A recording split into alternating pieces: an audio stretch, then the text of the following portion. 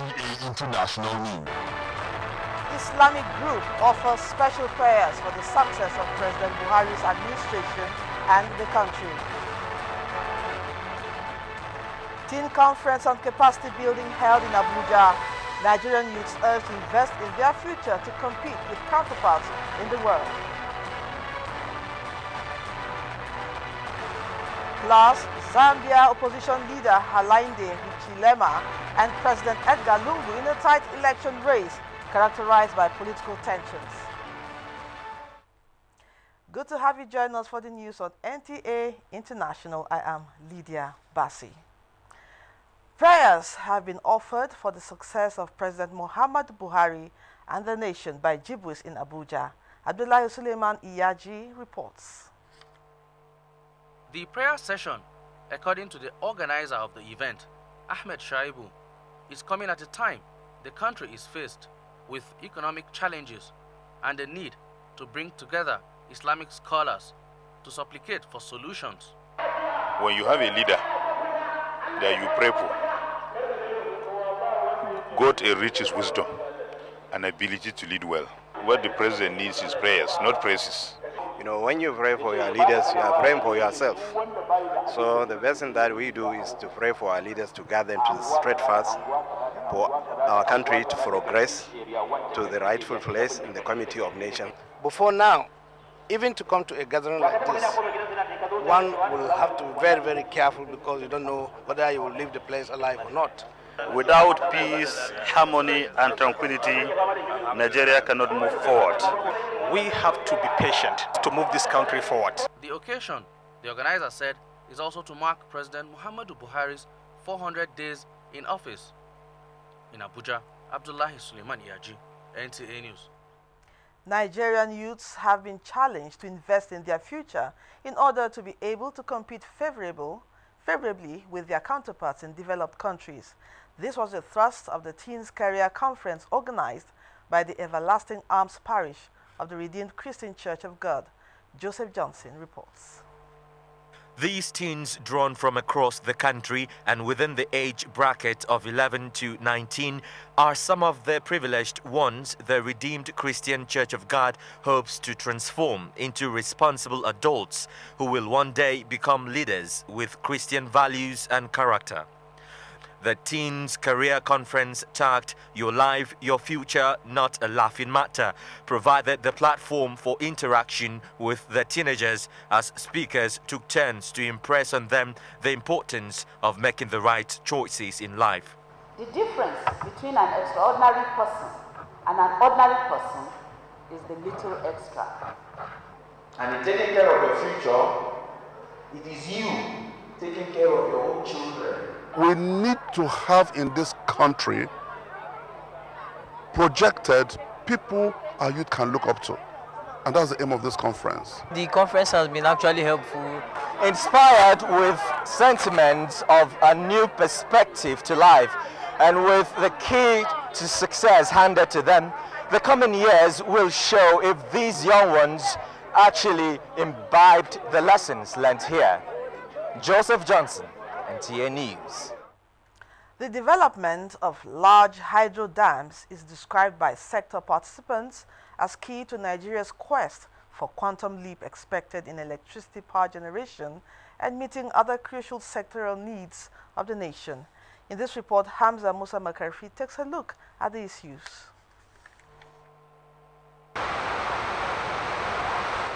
The Three Gorges Dam in China, one of the most outstanding in the world, with instantaneous capacity of generating close to 25,000 megawatts of electricity. On the African continent, many countries, including South Africa, Egypt, and Democratic Republic of Congo, are ahead of Nigeria on hydro infrastructure development for electricity. But Nigeria is optimistic and has a vision, hence a new commitment to do more. Nigeria's initiative between the late 60s and early 90s witnessed the inauguration of large dams development into the system. As findings reveal, there are 20 large and 300 small dams in Nigeria. The perspective of sector participants is that Nigeria needs more large dams for electricity generation, agricultural development, and flood control. With good water flow or rivers Niger and Benue and other inland water bodies, Nigeria can go beyond single spot development of dam infrastructure along their courses. And studies have proved that, in fact, you needed to have dams in Lokoja and somewhere before Onitsha. And these are dams that could give you up to 1,000 megawatts each. And then on the Benue, it's the same thing. It's not just one dam you need to do, you need to cascade. The need for energy diversification, participants say, is justification for the development of large hydro dams. If we have other alternatives, what are these alternatives and what are we doing about them? We have the Mambila Hydro, we have Kashimbila, we have all these. How far have we gone with these things? Let's make sure that continue. Dams don't come cheap. In fact, all infrastructure. It is necessary that the government, and when we say the government now, we have a planning ministry that ought to advise the president, the leader, so that he can be firing on all cylinders. The construction of large dams is, however, time-consuming. Hamza Musa Makarpi, NTA News. On business news, crude oil prices have risen in Asia, extending overnight gains over Saudi Arabia's oil minister hinted that producers could agree to limit production. Prices had last week fallen by more than 20% and closing below $40 a barrel for the first time since April. Price of gold declined this week amidst speculations that central banks will remain supportive of growth. Here are the prices of some commodities at the end of this week.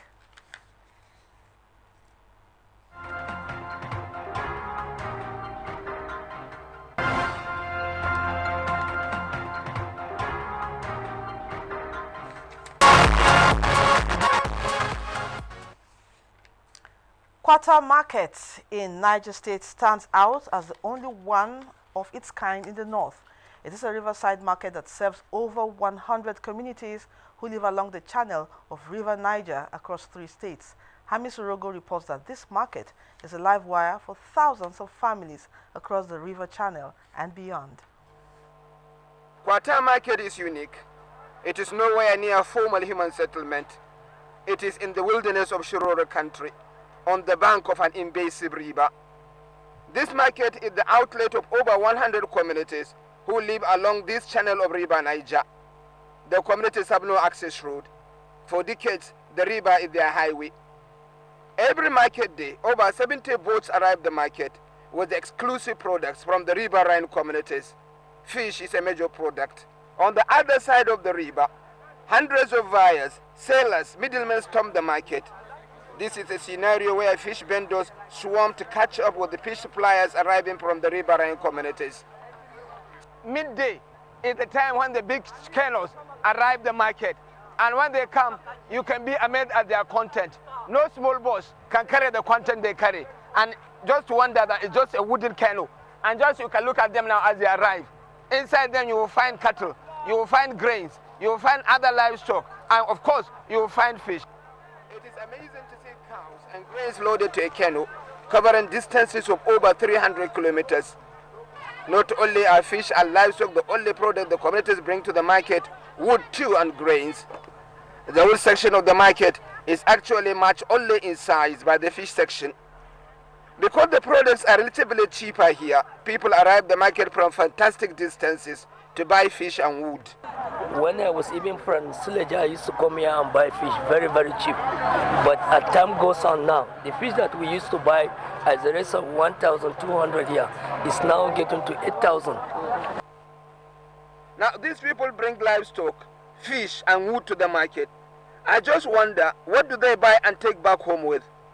I wanted to stay behind to see what these people carry back to their localities. But then it was getting late and the people are in no mood to go back. In Shiroro local government area of Niger State, Mohammed Hamis Rogo, NTA News.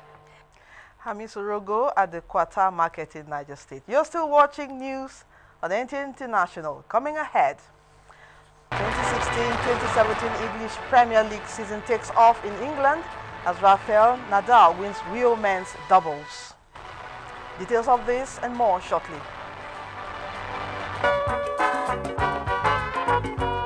Have you been thinking about coming to Nigeria? Then what are you waiting for? Come share in our wealth of vast resources. Come discover treasure. Come to where there's lots of business opportunities.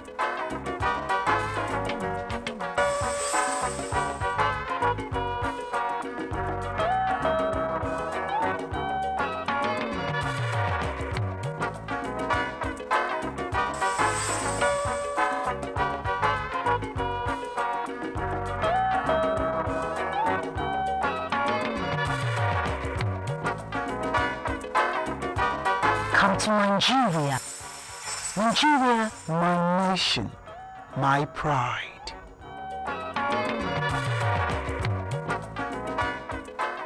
You are watching NTA, Nigerian Television Authority.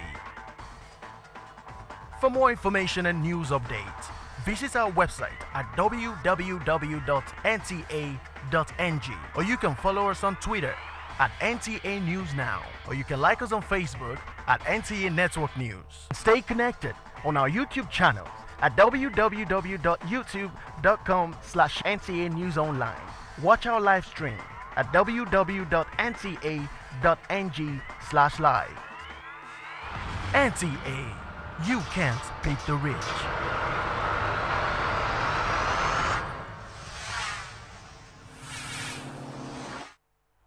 Thanks for being there. The Northern Caucus of the People's Democratic Party has thrown its weight behind the party's caretaker committee to go ahead with the National Convention as scheduled on the 17th of this month. At the end of its expanded meeting in Abuja, the group constituted a committee to screen aspirants from the region for the convention. Abdullahi Garba Birnin Kudu has details. Join in welcoming you.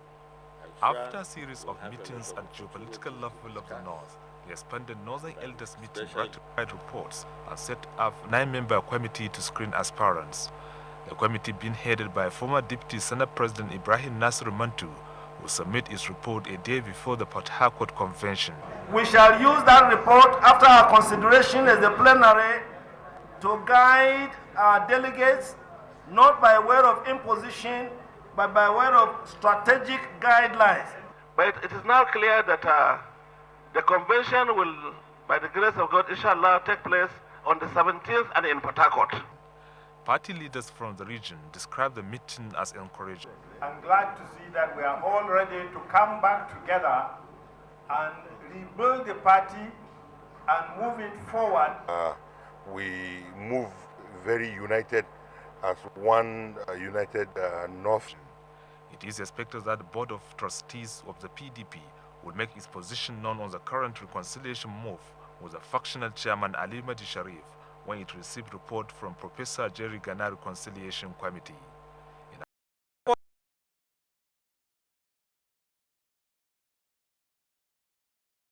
Biggest listed companies to attend a summit next month where she will urge them to hire more refugees into their companies.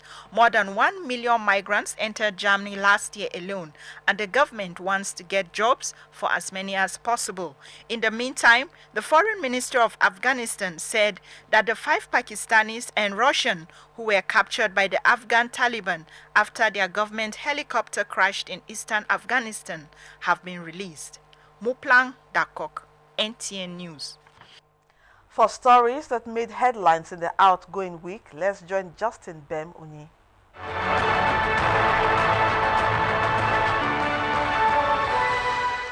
Hello and welcome to the Week in Review. My name is Justin Bem Unyi.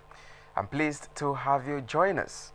We begin with the week's Federal Executive Council's meeting, where the council stated Nigeria's irrevocable commitment towards meeting the June 2017 deadline for migration from analog to digital broadcasting in the country. Consequently, the Ministries of Finance, Budget and National Planning, Information and Culture, as well as Justice were directed to fashion out a comprehensive strategy towards achieving the objective. The fact that we are facing temporary problems does not mean that we're not going to go at pace in the technological development all over the world. If you don't migrate, then nobody will protect any interference on your television. That's what it means, even your communications. President Muhammadu Buhari, in the course of the week, received the outgoing Vietnamese ambassador to Nigeria, Mr. Hoang Ngoc Ho. The president maintained that various programs and initiatives are being developed towards motivating the nation's famine families to produce enough food for Nigeria. The president also had a meeting with the Director General of UNESCO, Irina Bokova, who visited the country in the week under review, reserved to make concerted efforts towards enhancing youth education, culture of peace and safe school initiative. In the same outgoing week, the governor of Akwa Ibom State, Udom Emmanuel, had a closed-door meeting with President Muhammadu Buhari, where the governor spoke of the need for Nigerians to bury their differences, unite and exhibit high sense of patriotism in supporting the Buhari administration. The Vice President, Yemi Oshibanjo, within the week, advocated stiffer penalties for would-be corrupt public office holders at an inaugural lecture organized by the University of Lagos in memory of his former Vice-Chancellor, Professor Jacob Festus Ade Ajayi in Lagos, said this is with a view to creating deterrent for would-be treasury looters. At the happenings in the legislature, there was a report that the Senate is ready to repeal, amend and enact laws that will improve power generation in line with the policy of the Buhari administration. From the House of Representatives came a report that Speaker Yakubu Dogara said no member of the National Assembly can be investigated or charged to court for carrying out his or her constitutional duties. He said this at a civil society dialogue on 1 year of the House of Representatives legislative agenda organized by Policy and Legislative Advocacy Center. And that is in order to give independence to the legislature.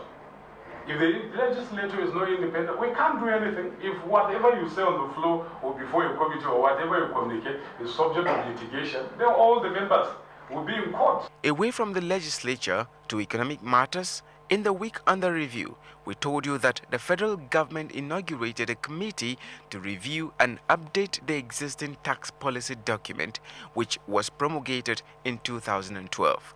Minister of Finance, Kemi Adeosun, at the event said the review was to entrench an improved tax policy to effectively harness the much-needed resources for sustainable economic growth and development. Also, the Federal Ministry of Information and Culture opened bid for 2016 capital projects.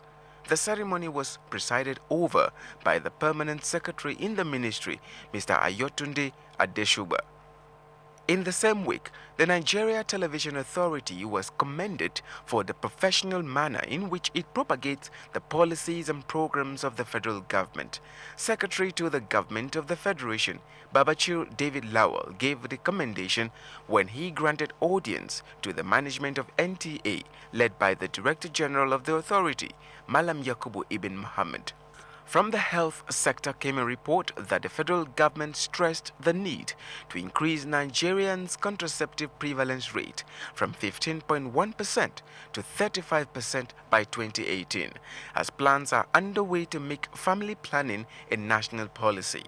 It was at a two-day National Family Planning Consultative meeting in Abuja where the Minister of Health, Professor Isaac Adewale, described family planning as a cost-effective strategy for poverty reduction. And just before we round off the review for the week, we also reminded you of a report where the Education Minister, Adamu Adamu, presented a reform initiative that will achieve the goal of improving quality in basic and secondary education to make expansion go hand in hand with progress towards better learning. And that concludes our review for the week. Thank you for watching, but do stay on for the rest of the news.